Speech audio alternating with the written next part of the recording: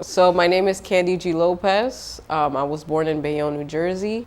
I am also an associate professor at Nova Southeastern University. Growing up in Jersey, I was young, so I didn't really understand like the culture stuff until I came here to South Florida because I'm brown with curly hair. And so like I felt like I was other, but I just didn't connect it to being Dominican at the time or black at all.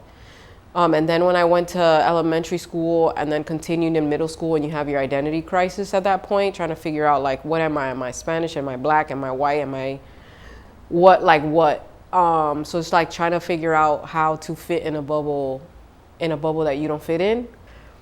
So the Dominican part didn't like really, I didn't understand it until I would say undergrad, when I was like, oh, you get a Dominican blowout and you eat like this cultural foods. And even when I go to Dominican Republic, I'm considered American. So there's like that too. And the older I get and the more that I read about the history on the island, it always comes out in my work somehow. I'm depicting people that look like me. And I'm attracted to certain people. So like I'll walk in the street and somebody's like, they're just like magic, just like walking. And I'm just like, who is that person? I need to get to know that person. I choose people because they have like something that pulls me in. It could be like a hat or like the shoes or just like the whole thing. A lot of it has to do with body language. So I'm a people watcher.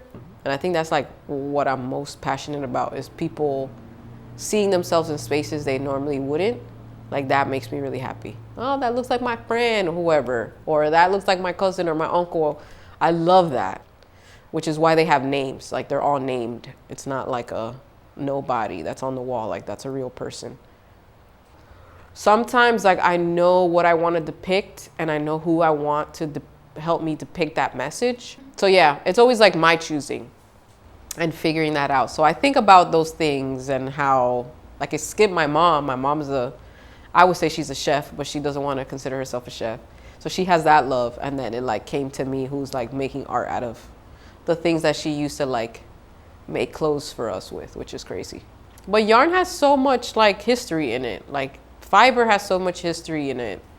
And there's so many generational connections in fiber too, because you think about your grandparents and what they make. Especially my grandma was a seamstress in Dominican Republic.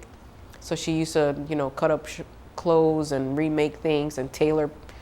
That was her way of surviving as a single mom of 6 kids in the Dominican Republic. You're like in a trance when you're making stuff, and you just like pick certain things, and it doesn't make sense like at the moment, and then all of a sudden you see it like a year later or whatever. You're just like, oh, that's why I picked that thing. So a lot of times that happens.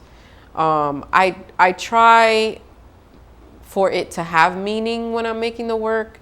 And sometimes what I think it is, it's not.